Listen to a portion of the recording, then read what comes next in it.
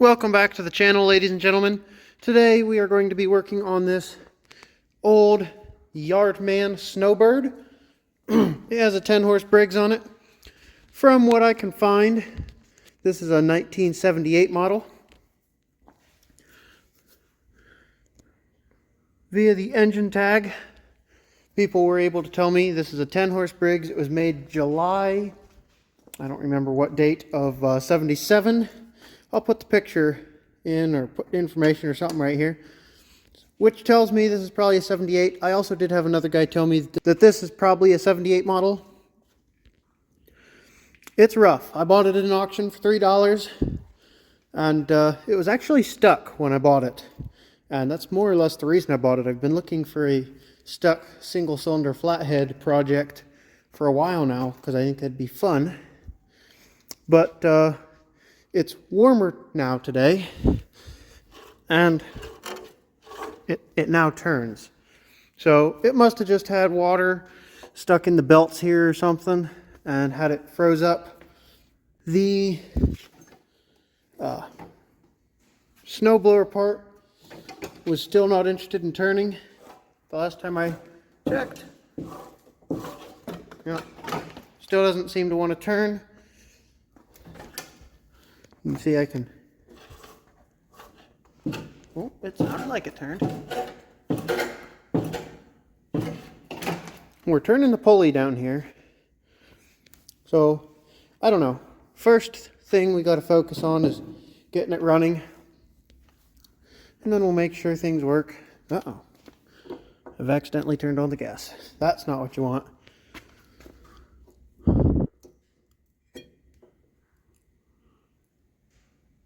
Doesn't look like anything got through. Let's take a look in the tank. I can already tell you it's not going to be great by the smell of it. Looks like it's maybe half full of nasty old gas. This is the engage for the blower, and this is the engage for the drive. Got throttle here. Lights, start. It is electric start, has electric lights. Over here, the choke is down on the carb.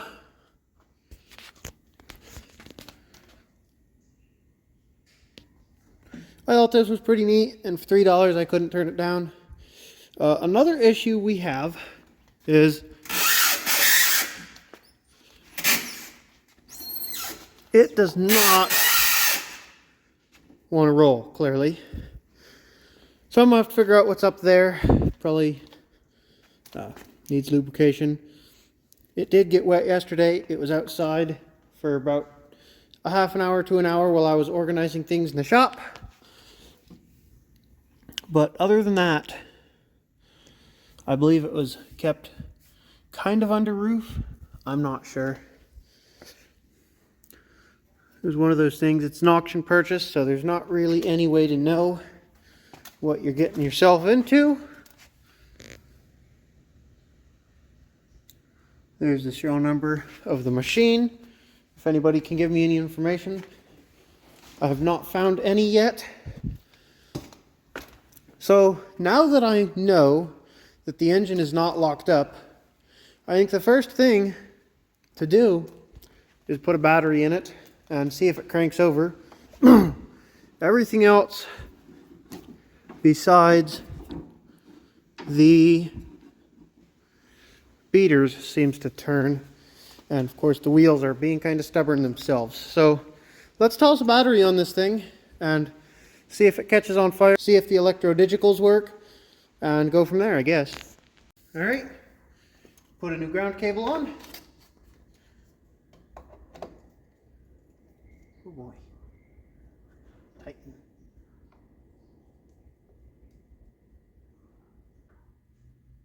There we go. Oopsies.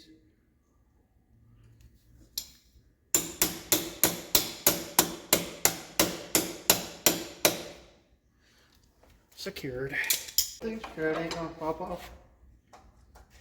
Oh wow, I'm so surprised. Anyway.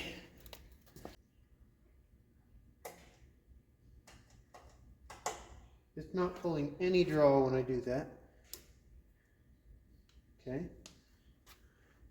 So I went ahead and pulled the plug off the key switch to test things. We have power to the key switch, but that's supposed to stay on the key switch. It's pretty normal when things sit. The hot lead will rust right off the key switch. So this is pretty simple. It's only got 3 things here.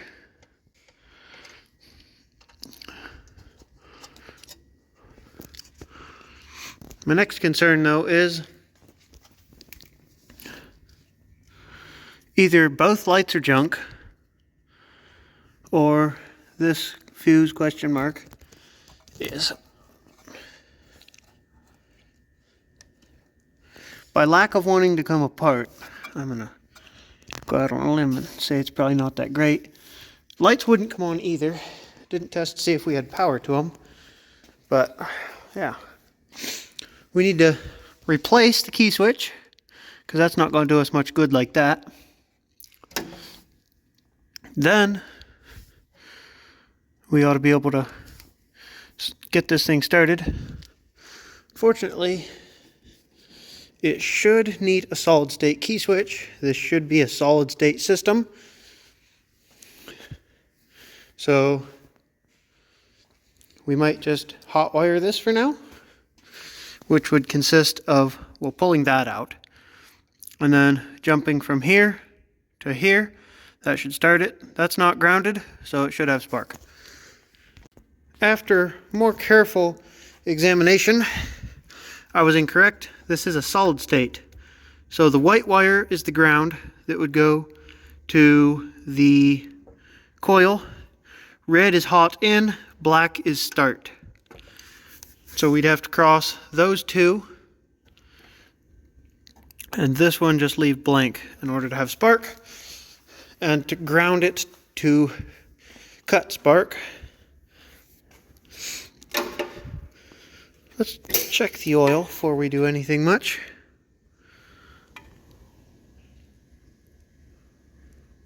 Looks pretty good.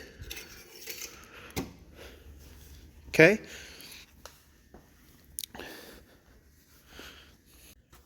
Alright, so I just hooked up the Lone Wolf because I'm lazy.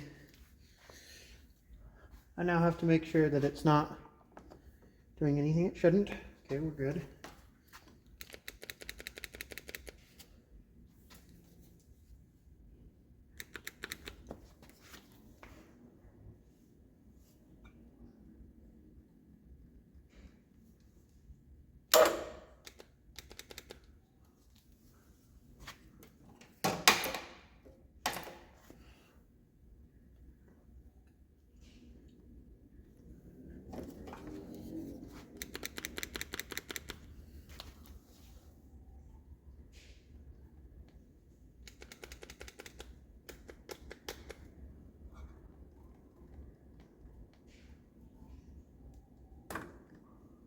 Yeah, I don't think that's quite going to work. In there, perhaps. Let's get inventive here.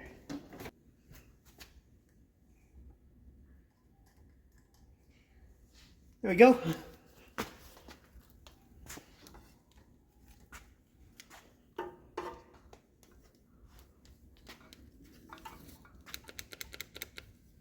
Still?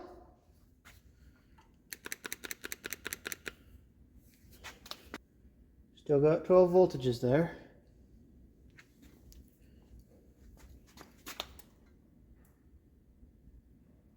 Where's Lone Wolf? Got 12 volts there.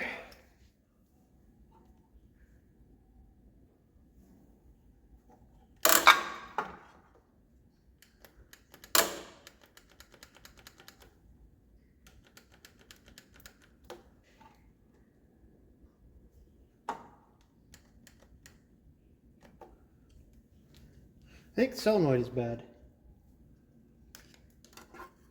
because we're getting power to it.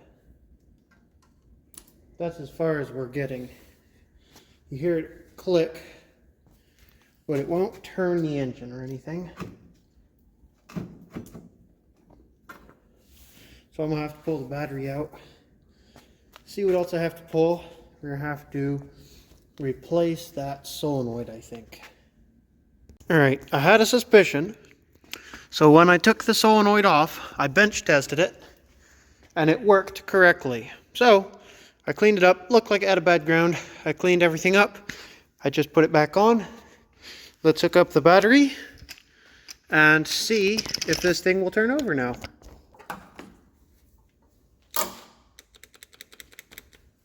What in the world?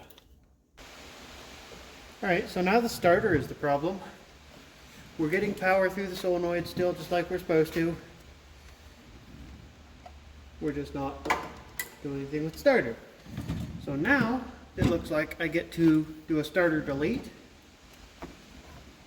Take that off and figure out what's up with that. Maybe it's got a bad ground also. The solenoid definitely could not have had a very good ground if it had one.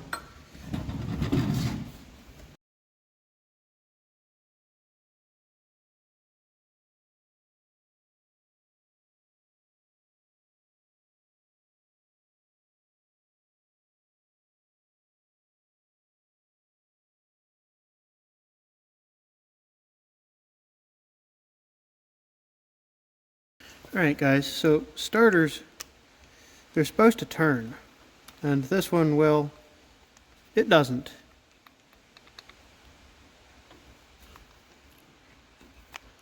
She's locked up tighter than a drum.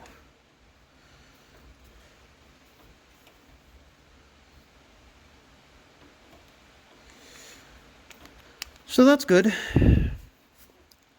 I'll either have to get a new one of these, have this one rebuilt, or try to get it apart myself and figure it out.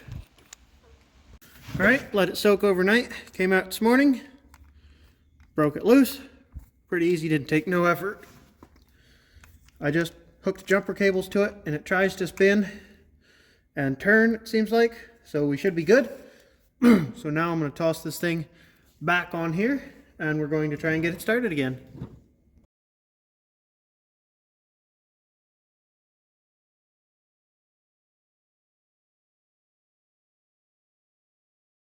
Alright, everything is hooked back up. Now let's see if it works. Now what?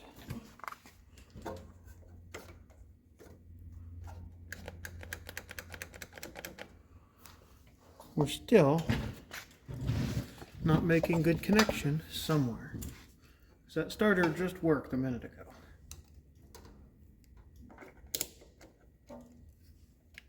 Volts DC 20. Ooh.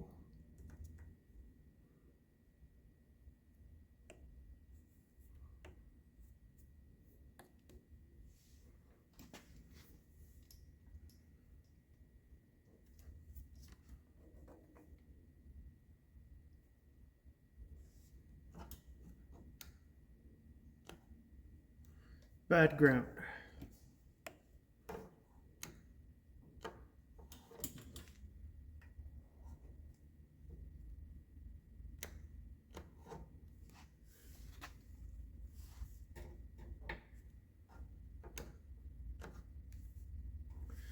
The problem is in this ground cable. I just realized you guys probably couldn't see what was going on. So it still won't turn over. There's a bad connection between this and the cable. We're not getting a good connection through here. And it does look a little corroded. So perhaps this cable's no good. So we're either going to have to replace this cable or cut this end off, strip it back, and put a new end on it or something like that. I worked that clamp around and pulled it off. And that's what we're working with. A bunch of dust fell out too, but that's probably not helping us, is it? So I'm going to clean that up. Probably vice grip it to that terminal, and we're going to give it another go. Unless I can put it back in here. Might put another clamp on it. I think I have another one somewhere. Alright, I just did the old vice grip trick. Thought I had another end to put on there. Don't see it, so we're just going to do this. Let's see. She'll crank now.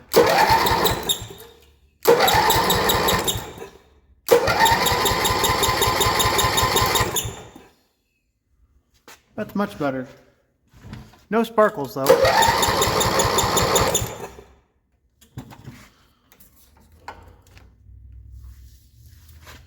Time to do some more experimentating.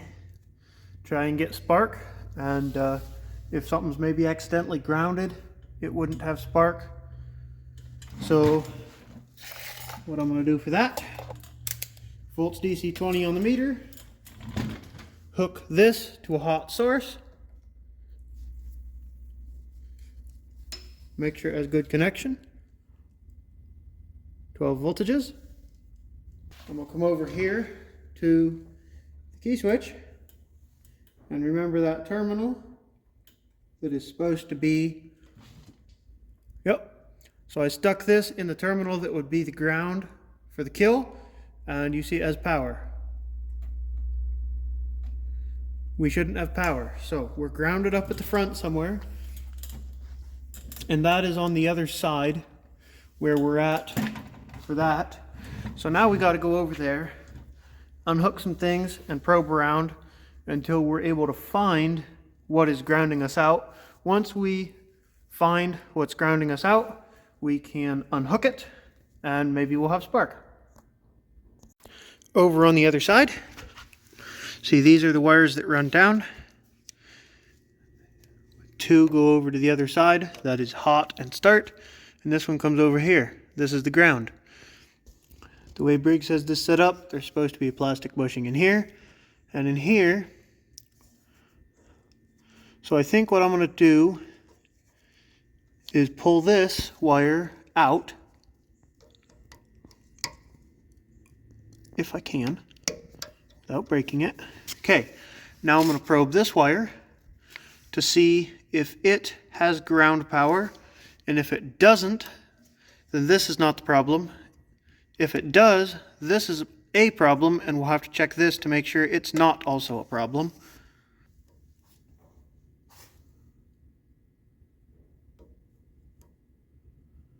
Okay, that's got 4.5 volts. Weird. Okay, so it's partially grounded. I'm confused. Here I've got, well, now I've got 6 volts right here. But if I probe the other end at the key switch, where the key switch would be, I've only got 0.1. So that's weird. 0.1 volts. But at this side, I have 6 volts. Okay, well, let's just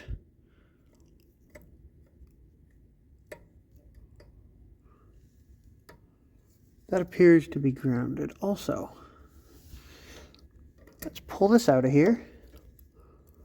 Try it. Yep, it's got 12 volts ground. So our issue is up in there someplace. And I don't know why Briggs did this the way they did.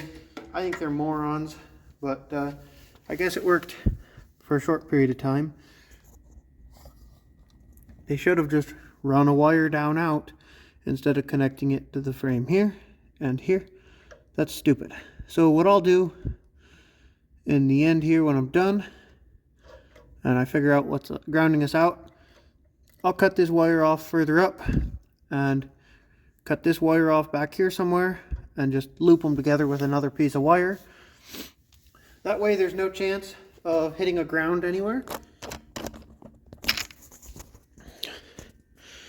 It appears that I'm going to have to take most of the engine tins off. That coil should be right about here above the flywheel. And this tin will have to come off more than likely anyways in order to take the carb off. So I'm just going to pop all the rest of the tins off, hopefully. Nope, that's not what you want. Okay, this runs through that tin, so that'll be fun. But I'm going to try to get all the tins off. And I'm going to do that off camera because that's going to be a pain in the butt. So I'll bring you back in a minute. I would just like to point out, as I'm taking these bottom bolts out, you see all the liquid coming down out of there?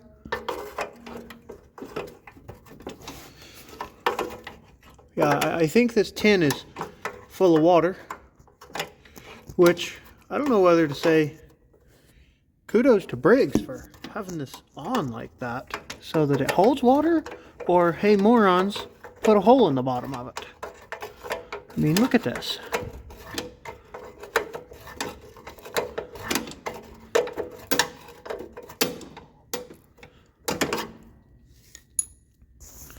The fact that this is holding water tells me it was set inside or something for most of its life, because otherwise that tin would be just rusted plumb out. It was outside at the auction where I bought it, so until then it probably sat inside, at least partially.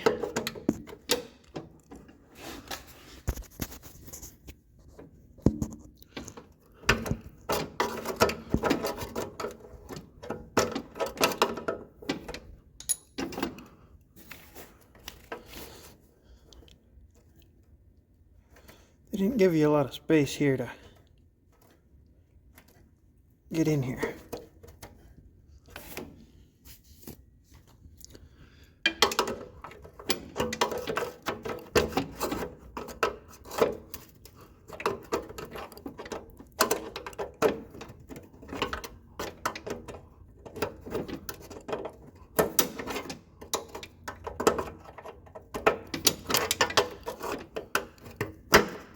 This is the kind of stuff I'm generally dealing with when I don't film something.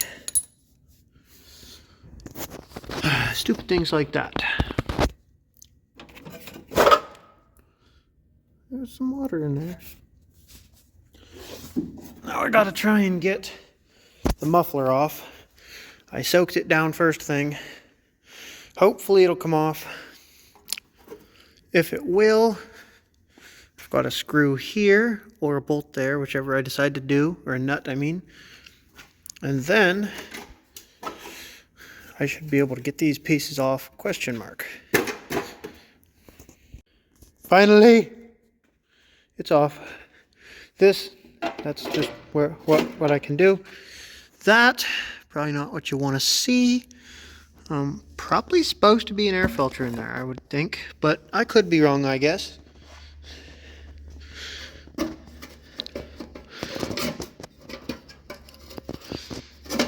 I have to figure out how to delete that. This was the stupidest design I think I've ever seen by Briggs. Change the air filter, you gotta take the muffler off. Seems really smart, doesn't it, guys? Ay, ridiculous.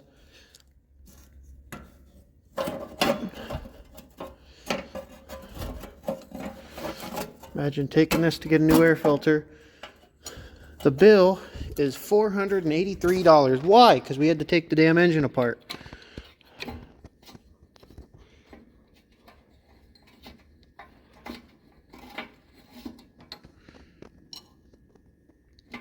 Need to find a yardman dealer. Maybe they can tell me what's going on, because that's not an air filter. So, yeah. Okay. Set that over here. Oh boy. Not horrible. Definitely not great.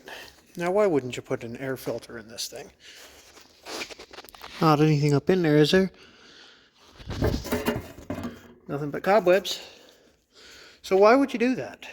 As a manufacturer, what would drive you to just put an empty piece of tube on there? Like, what?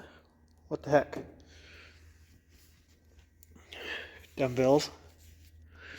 Alright, anyway, we're now into the coil. You can see, just chilling here on top of the engine. Pretty rusty. Gonna ignore that for now.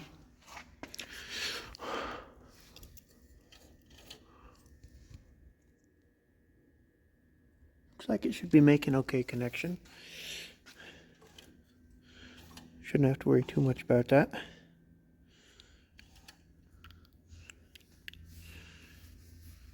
You see the wire down in there? It's got to be touching something.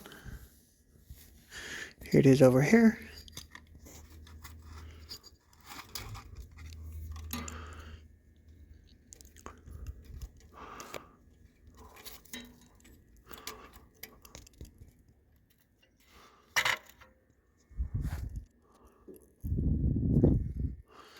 Oh, goody goody. I was right, there is something behind the flywheel also, because that's where those wires are run to. Joyous yippee. Alright, well I'm going to do some more soaking, and I don't even want to know. Cover off this morning, nut, broke the flywheel loose. Pull it off, see what's behind door number 1. Come on. Aye.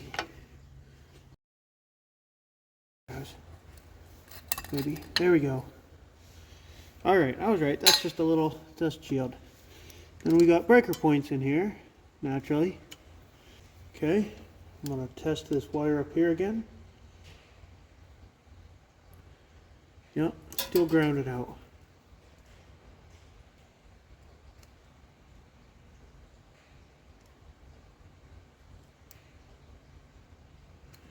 So it's possible we need new points, because both sides of the points currently have ground and the points are currently open. So I think I'm just going to have to replace those. So I'll have to order some parts and then we can get back to it. Alright y'all, off camera, took a bunch of stuff apart. I had the points out, checked a bunch of stuff, coil off, and if I just touch this like that, this is always grounded out. So this coil's junk. Called the local Briggs dealer, and to switch from this to a electronic ignition, which Briggs people are grand eaters, an electronic ignition is not what it switches it to. It switches it to a normal magneto, but this is $60. So went on Scamazon with the part number they gave me, $16. Same exact thing, probably made in the same factory. So now we're going to put this on, and this is what they call electronic ignition. Again, this is a solid state, this is not electronic ignition. We're going to put that on there, put things back together, and we should have sparkles. That ought to take care of that issue. Then I'll just have to go through the carburetor, and perhaps we'll have this thing ready to roll. So I'm going to toss this on, toss a bunch of this all back together, and see if we have spark. Alright, we're back together. New coils on. Spark checker in line. No wire hooked up to it, so it's not grounded, so we should have spark. And we don't. Great. Alright, well, time to do some investigating. Alright, so when I first put the coil on, this side says this side out. I put it in because one of the reviews said that you have to put this side in order for the coil to work. I've also had that issue with other ones of these coils, so I thought, heck, we'll just try it that way the first time. Didn't work. Now, I don't even know if that's showing up, but it is sparking now, so we now have spark. So now it is time for fuel. Gonna have to go through that carburetor, and hopefully then she'll run. Alright y'all, we're put back together most of the way. It's been cold the last several days, so I've just been doing a little bit at a time, because working with these little pieces of hardware makes your fingers cold. So I've been out here, I just finished putting everything together. And I kind of went through the carb. It was pretty clean, not going to really mess with it. I did put a new coil on it. You guys saw part of that, I believe. And I think we just have to focus on the fuel system now. that tank, I believe, leaks. So now we got to address that. But I think we're going to ignore that for now and just put a temporary tank on this thing to see if it'll start. And if it starts and runs, then we're going to change the oil, and then we'll figure out a tank situation. So I'm going to find a temporary tank, hook up the kill wire to something or do something with it, and then we're going to try and start this. Alrighty, I have put kind of a wire on here to try and kill it. I'll just have to make sure it isn't touching anything. I also put a rag on here, so if that doesn't work, I can not zap myself and yoink that off. Put a temporary tank over here. It's very temporary, it's not hooked in any way. It's just sitting there, hopefully it'll stay put. I think it will. Fuel in there. Now we just gotta see if it'll take off.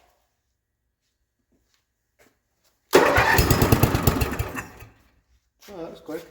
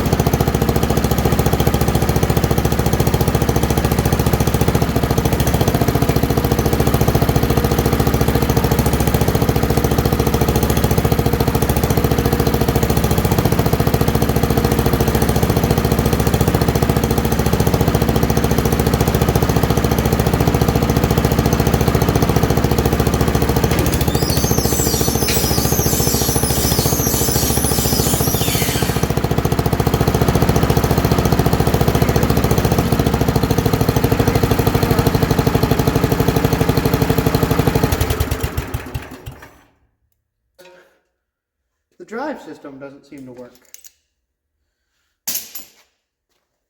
It runs pretty darn good though. I'm going to see about doing some more research on this thing and try to figure out how this drive system works, see if I can find anybody with information on it. We did blow all that mouse house out of this thing when I kicked on the blower. Something's up with the drive, doesn't work though. So I'm going to do some research and see if I can figure something out, and we'll come back. Alright y'all, figured out how this works.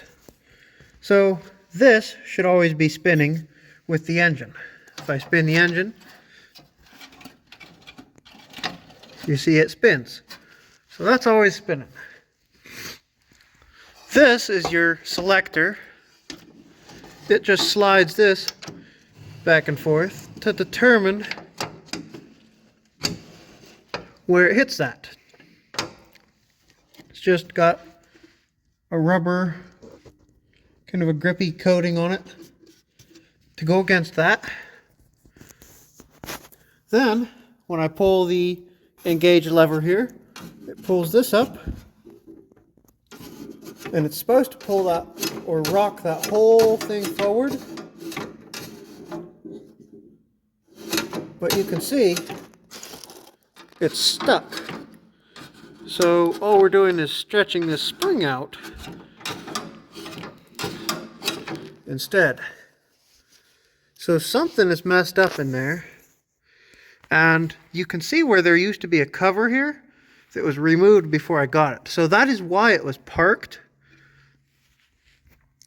So unfortunately, chances are probably pretty good that it's not just something froze up. Unless it sat for a while and then they tried to use it. I don't know. Another thing that I see that I don't really think I like is I think this whole axle shaft should turn. And when I turn this, unless this is why it was parked, that's stripped out on the shaft.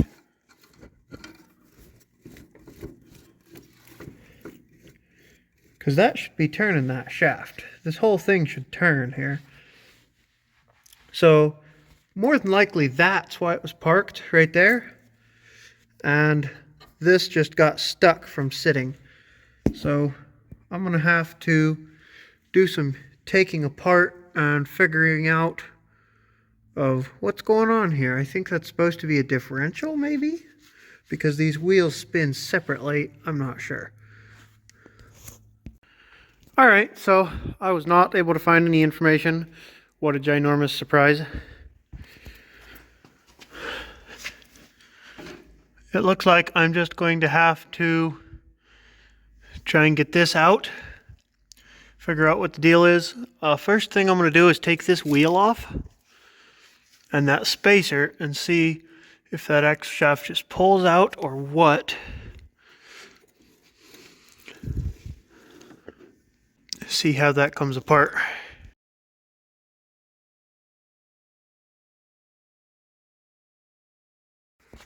So the end of this has like little grippy things, question mark. They're supposed to engage in there, looks like, maybe, because when I turn this, those turn.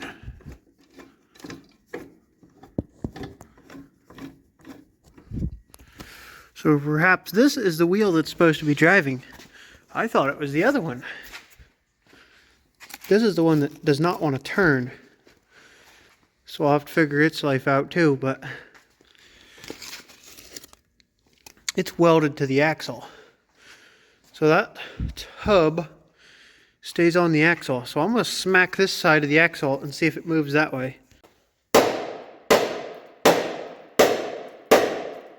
That went. Move over. Okay.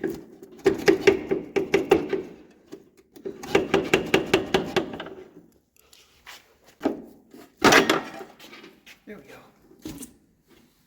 Axle's out.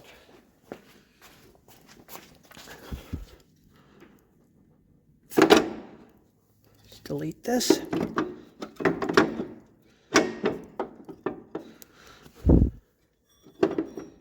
Not exactly sure how this thing's supposed to come out of here. Besides for not very easily.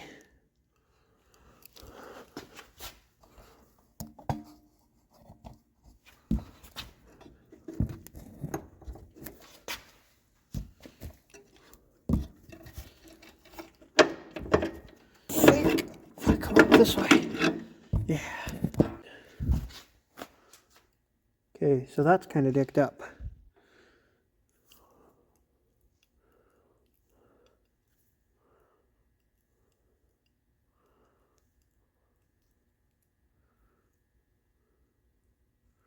This is a miniature differential. Interesting design.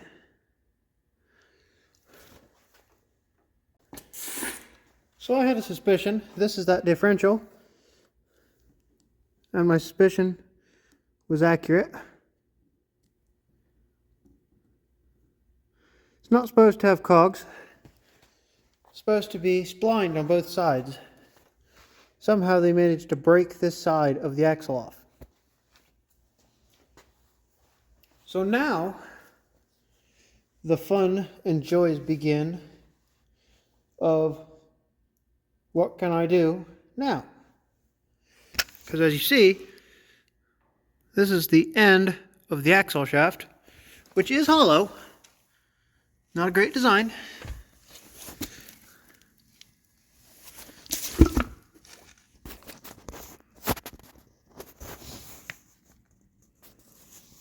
He twisted it off.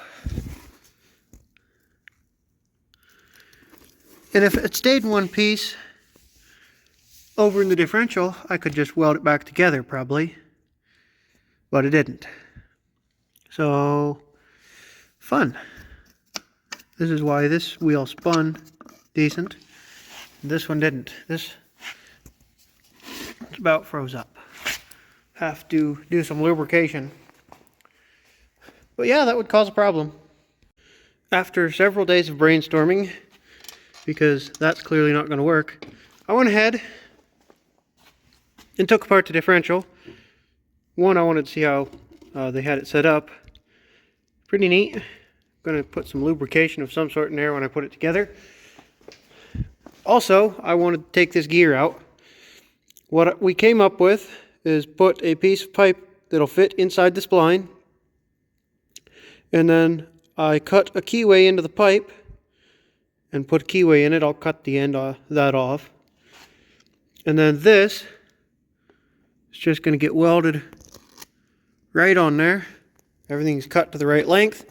Once we weld that on, cut this keyway the length it needs to be, I should be able to put all that back together. I will probably JB weld this into either the gear or this. We'll see. I got to find out. I believe that'll go through.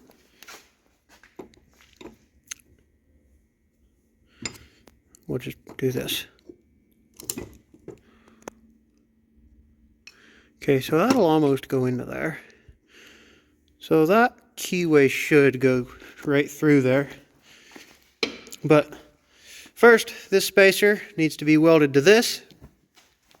Once that's welded on, do something with that keyway, JB weld it to one side or the other, put the diff together, and we can put this thing together, lubricate everything up, and go blow some snow. Then it'll be for sale. So if anybody wants it, put a comment down below.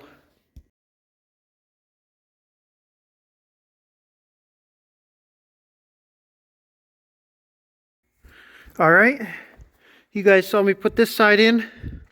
I just put this in off camera.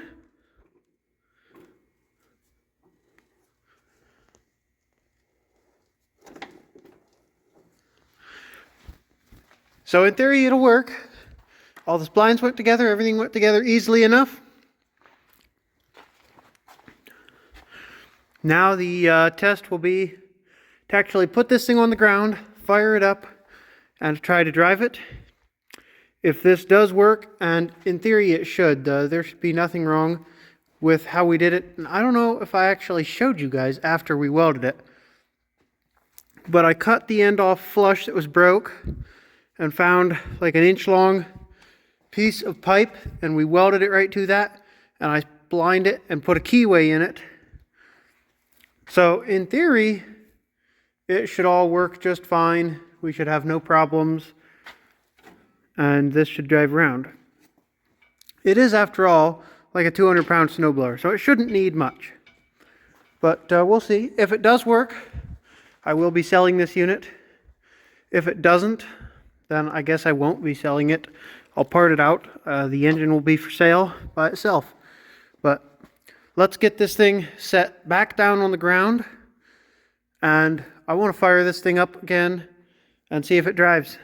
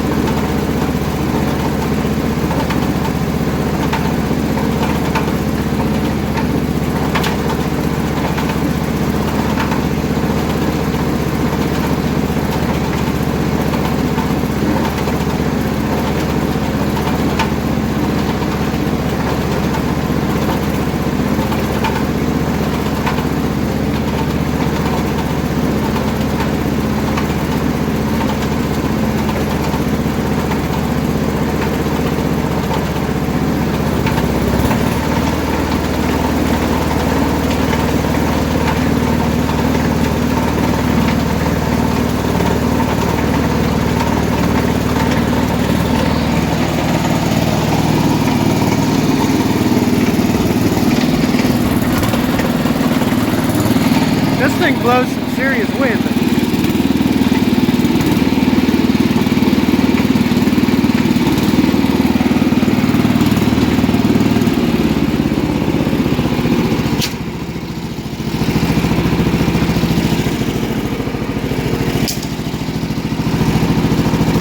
Put this thing in, we'll go second gear, or second speed, whatever you want to call it.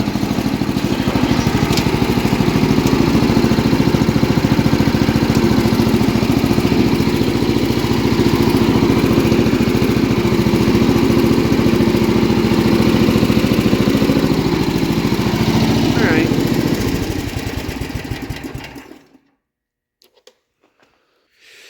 Well, you guys have it.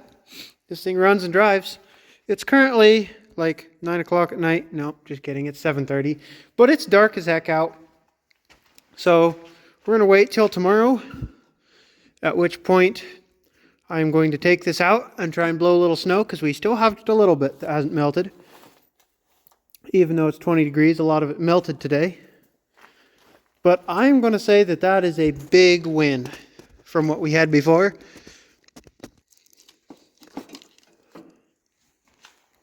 So if we can get this thing out blowing snow without failures, we're going to have to fix the gas tank, clean it out, put it back on if it doesn't leak. I think it might leak. Might be able to get another one. We'll see. And put a key switch in it. I do have a key switch that I kept out of that 110 that was solid state. I don't remember where I put it. But the key switch didn't look bad, so I decided I'd put it in this. So yeah, hopefully we can get this thing all put together and get it sold, because it is a darn good blowing unit. I don't know if you could tell, but when I just had it just above an idle running the blower, boy, it blows a lot of wind out of here. So it's going to be a good unit. So yeah. Alright, it is the next morning. I got this thing fired up, sitting out here warming up. We're gonna go find something to blow. See about blowing some snow this morning, see if it works. Hopefully it does. That's not what you want. Stay.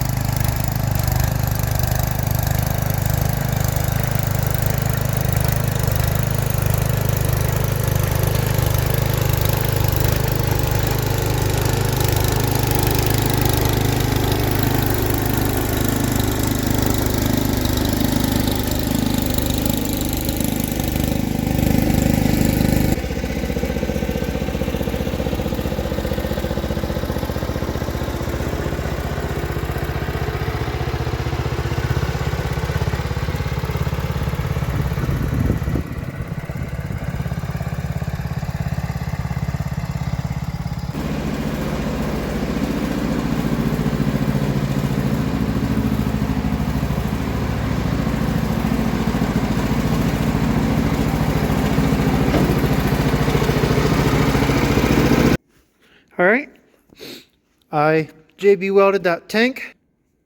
It had 2 holes in it, and I just came out here, put a key switch in it, and did some wiring.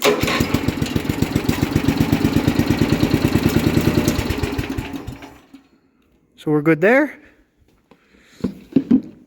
That's currently how you turn off the gas. Now once that tank is dry, that stuff should hold. It's military grade stuff. All I need to do, put the end back on this battery terminal, or battery cable, and that end is laying right here somewhere. I'll have to find where I put it again. I'm going to solder that back on and put that gas tank on, and this thing will be ready to go down the road.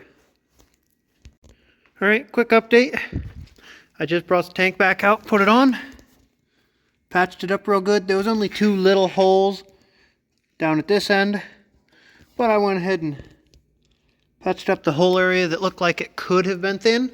There's currently gas in here. It's not leaking. Put a fuel line on. That's working. So you got fuel in the filter. Well, you can't really tell on camera. I've got fuel in the filter. The only thing that's left to do on this unit is wait to make sure this doesn't leak, and also put this battery cable end on. Once those two things are done, this unit is done, completely ready to use. It could use a service. I'm going to get the grease gun out and whatnot, but it'll be completely ready to use other than a potential service, and it'll be ready to be sold.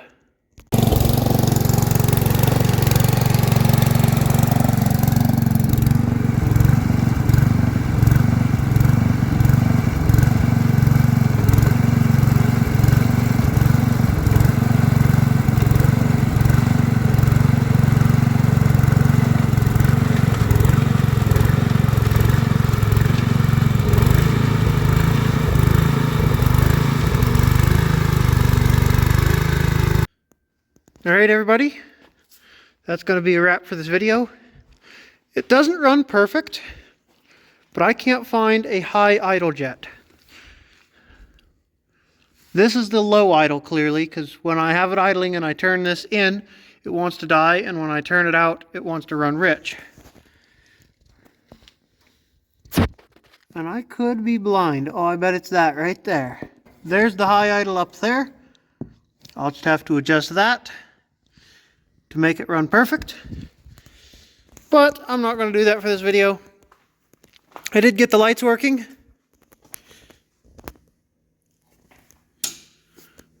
So that's good. I also put a new clamp on this battery cable. This one was just fine. So this thing is going to be for sale. Runs and drives and blows snow. I will try to get that carb adjusted correctly before I sell it. But for now, it's cold out here, and I want to go in the house and get this edited. So if you enjoyed this video, please hit the like button. If you want to see more content just like this, don't forget to subscribe if you haven't already. Thanks for watching, guys. I'll catch you on the next one.